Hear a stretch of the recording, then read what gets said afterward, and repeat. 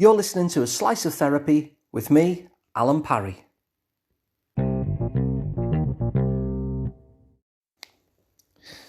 Now, one of the things I've been looking at recently, especially in the midst of lockdown, is I've been thinking about whether I should get a dog.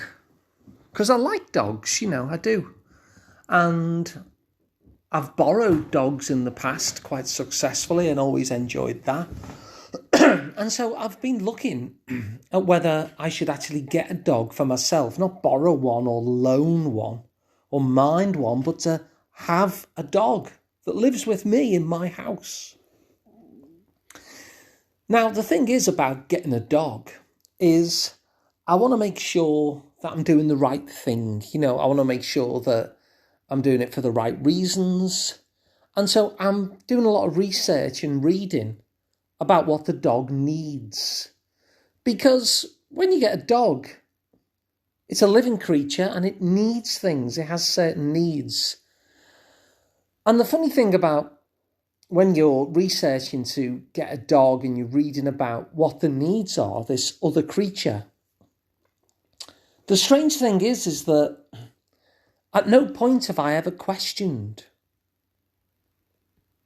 whether it's acceptable for the dog to have that need. Now, for instance, dogs will not only want to be walked in the morning, but they'll want to be walked in the evening as well. I mean, what's with these dogs?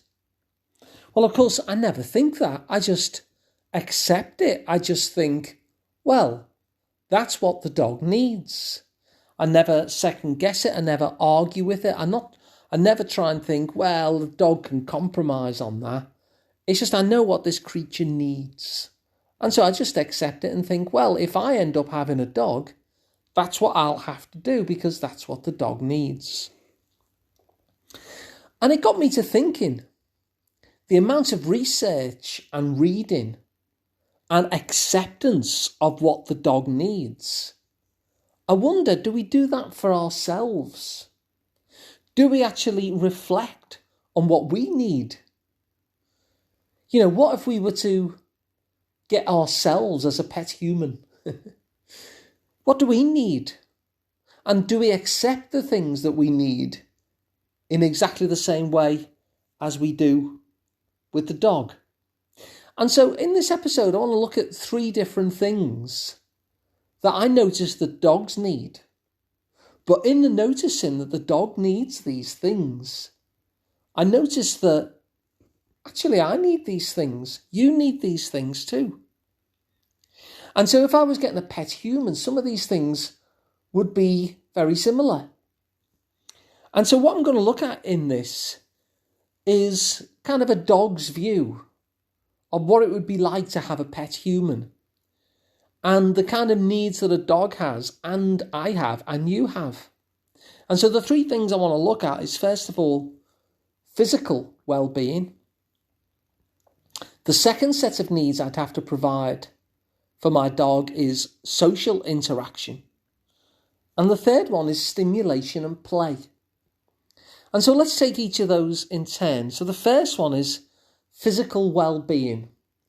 If I were to get a dog, I would be responsible for the dog's physical well-being, for its physical maintenance, like maintaining the dog's well-being.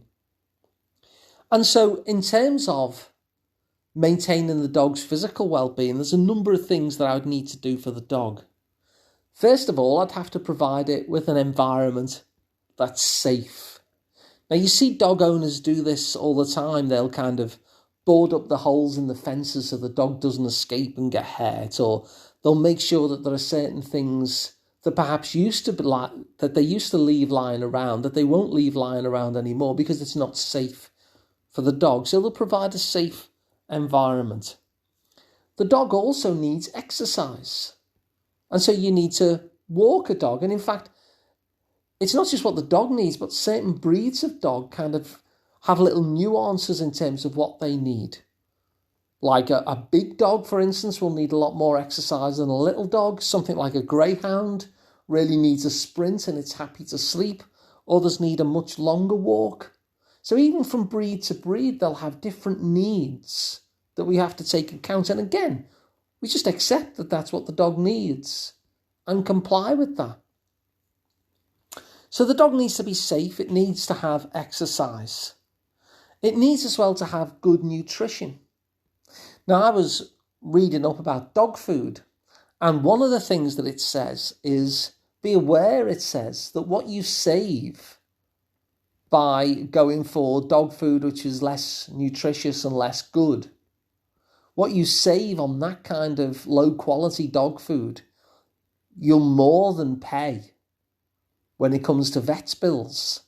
And I thought, well, that makes sense, because that's the same with us as well, isn't it? When we eat junk food, for instance, we get sick.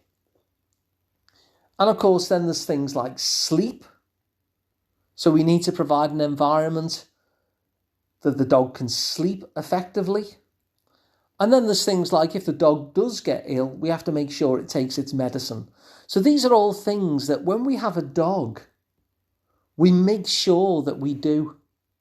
Now, one of the things that I hear dog owners say is that the dog can be really useful for a human, because sometimes they can't be bothered going out, but the dog kind of makes them go out.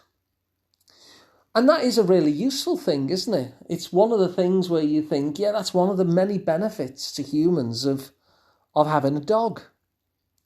And yet there's something interesting in there as well, I think, which is that what the person's effectively saying there is, I would make sure I do this for the dog's benefit, but I wouldn't do that for myself.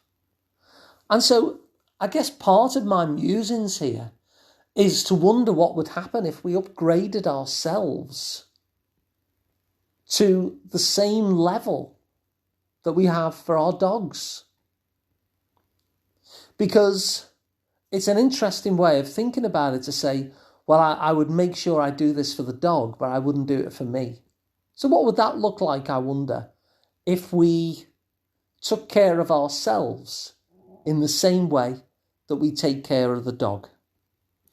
We wouldn't compromise on our dog, but we do often compromise on ourselves. And so I wonder what would happen if we upgraded ourselves to the dog's level.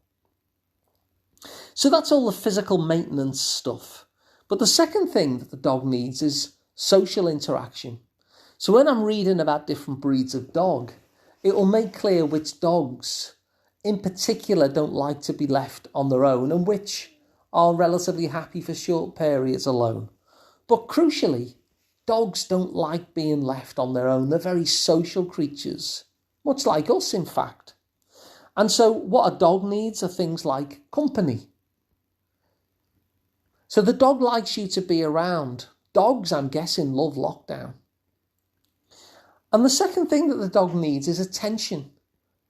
It likes your attention. You might have noticed with dogs, they love your attention. And they give you a lot of attention as well. And once again, in terms of that kind of social interaction, what they crave as well, of course, is safe social interactions. So not to be in an environment which is aggressive or frightening. And again, we need those things as well, don't we? We need company. We need attention, both to give it and to receive it. And we need to be in environments where those around us feel safe for us. And so we've looked at the physical well-being, we've looked at the level of social interaction, and now there's stimulation and play.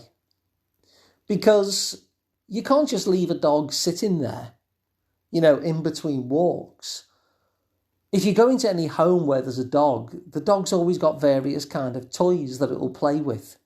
Even in fact, when they get little snacks, there's little devices, isn't there, where in order to get the snack, the dog has to kind of work out a puzzle, which will then release the snack. So its mind is working all the time. So the dog gets toys and, you'll go out and throw the ball with it maybe, or you'll play with it or give it these tasks and puzzles to figure out so that it's stimulated in its environment. And again, aren't we the same? Aren't we the same as our dogs, that we need things to do, we need things to think about, things to work on that give our lives meaning and purpose and just sometimes just enjoyment in the moment. And so my conclusion from researching what a dog needs is that we actually have a lot of needs too. That we actually have a lot of needs which are very, very similar to the needs that the dog has. And the thing that struck me, like I said earlier, is that we would never question that the dog needs these. We just accept, well, it's a dog. It needs these things. And yet, how many times do we question ourselves? How many times do we notice a need that we have and then bury it or edit it or compromise it? And so wouldn't it be nice if we upgraded ourselves to the level of dog? Now, I've looked there at 3 different needs that we've got in common with the dog, but of course, we've got some additional needs as well. And so I'm wondering, what are the needs that you notice that you have? Because you're a particular breed of human. And so what are the things that you notice that, I don't know, if you had a page about you and it described all the things that you needed in the way that these kind of dog adverts that I've been looking at rescue centres have, what would it say that you need? What are the things that you need? And what would it look like if you no longer compromised on those needs, but made sure that you got the very things that you need? Not kind of, is it acceptable for me to need them? Not, is it reasonable for me to need them? But just like we would with our pets, we just take it at face value. Well, this is the dog, and this is the breed of dog it is, and this is just happens to be what it needs, so that's that. I wonder what would happen if we did that for ourselves, if we were to identify our own needs and simply took them at face value and made sure that they were met. And so to have a recap, as I say, I've been looking at dogs and maybe getting one. And in order to be responsible for the dog, I've been looking at what its needs are. And there are 3 key elements of needs that I noticed that actually the dog and ourselves have in common. We need our physical well-being, safety and exercise and nutrition and sleep.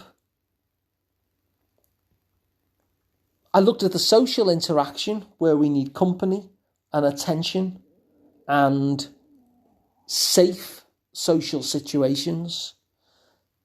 And finally looked at stimulation and play, where we have stuff to do that's going to occupy our mind. But the key thing that really came up for me was just that sense that I've mentioned already, that there was a pure, unmitigated acceptance that this is what a dog needs. And so I suppose my message from this podcast is that maybe we should upgrade ourselves to the level of dog. Maybe, whether we've got a dog or not, we should give ourselves the things that we need. Because it seems to me that even though, say, we need exercise, we will go out for the dog's sake, but not for our own.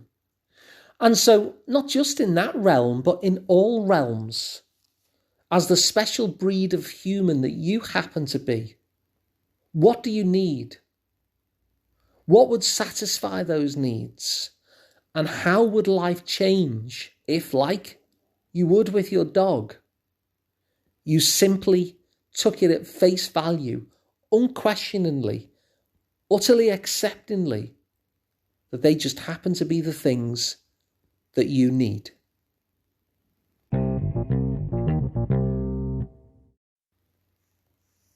If you found this episode useful, please do share it so other people can get the benefits as well. If you'd like to work with me directly, I'm Alun Parry, and you can find more about me at liverpoolpsychotherapy.co.uk. And of course, you don't have to be local to me because I work online, so you can be based absolutely anywhere.